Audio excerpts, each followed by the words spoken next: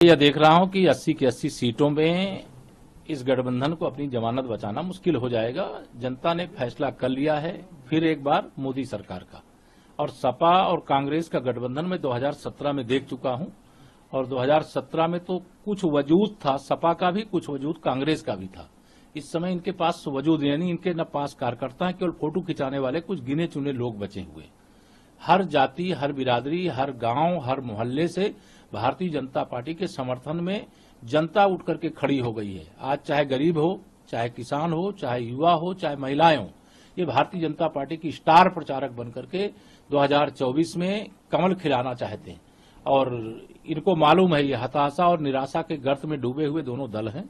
और मैं यह मानता हूं कि सपा और कांग्रेस दोनों का कोई भविष्य अब यूपी में नहीं है। 2024 मुझे एक तरफा भारतीय जनता पार्टी की विजय दिखाई दे रही है। आंधी चल रही, तूफान चल रहा है। सर, पीडीए की बात समाजवादी पार्टी करती है, लेकिन समाजवादी पार्टी के ही उम्मीदवार उतरेंगे, कल ऐसा बताया गया। यानी पीडीए में कोई है नहीं, नाम सिर्फ पीडीए का है। देखिए, इनका पीडीए मैंने पहले भी कहा था कि परिवार डेवलपमेंट अथॉरिटी है। इनके पीडीए का मतलब पिछड़ों का या दलितों का या अल्पसंख्यकों का भला करना नहीं है, इन्हें अपने परिवार का भला करना है। और परिवार चाहे श्री अखिलेश यादव जी का हो और चाहे परिवार श्री राहुल गांधी जी का हो, जंग इनकी आपस में चल रही है। आप जानते हो कि श्री राहुल गांधी और प्रियंका वाड्रा जी में नहीं पट रही है, और श्री अखिलेश यादव और उनके चाचा शिवपाल यादव, उनके भाई धर्मेंद्र यादव, उनके एक चाचा प्रोफेसर रामगोपाल यादव, ये सब आपस में लड़ रहे हैं। अंदर कलह मची हुई है। और भारतीय जनता पार्टी अपने विजय पथ पर पूरी जिम्मेदारी से, हम गांव चलो अभियान चला रहे हैं, हर बूथ पर संपर्क कर रहे हैं, मोदी की गारंटी वाली गाड़ी लेकर के घर घर पहुंचे हैं, हम लाभार्थी से संपर्क अभियान चला रहे हैं, हमारे पन्ना प्रमुख तक बन गए हैं। हम हर बूथ पर, चूंकि 370 अनुच्छेद देश के आदरणीय प्रधानमंत्री जी ने जो भाजपा की वैचारिक मुद्दा था उसे हटाया है, भाजपा का कार्यकर्ता और जनता मिलकर के हर बूथ पर 370 जो वोट हमें मिलते थे उसमें बढ़ा करके देने के लिए तैयार है, जिससे डॉक्टर श्यामा प्रसाद मुखर्जी जी के बलिदान के प्रति सच्ची श्रद्धांजलि देशवासियों की हो सके। सर, जो राज्यसभा चुनाव है इसके लिए समाजवादी पार्टी राजा भैया से भी मिलने को कोई मिले, लेकिन भारतीय जनता पार्टी के 8 राज्यसभा प्रत्याशी बड़े अच्छे वोटों से विजयी होने जा रहे हैं। और हमारे पास वोट है, सपा हो, बसपा हो, कांग्रेस हो, इन सब में भगदड़ मची हुई है।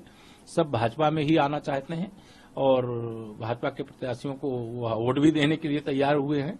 वो चाहे कोई भी हो, मैं किसी का नाम नहीं लेना चाहता, लेकिन भाजपा सभी 8 सीटें और बहुत अच्छे वोट से जीत रही। सर, एक सवाल है, प्रधानमंत्री जो गन्ने के पैसे है उसको बढ़ा दिया गया, कहा इससे एक ऐतिहासिक कदम माना जाएगा किसानी क्षेत्र में, तो किसानों में भी कहीं ना कहीं इसको देखिए, भारतीय जनता पार्टी की डबल इंजन की सरकार, माननीय प्रधानमंत्री श्री नरेंद्र मोदी जी के नेतृत्व में जब 25 रुपए क्विंटल की कर बढ़ोतरी हुई, उसका मैं स्वागत करता हूं और अपने सभी किसान भाइयों को, अन्नदाताओं को बधाई देता हूं, क्योंकि मैं भी एक किसान का बेटा हूं।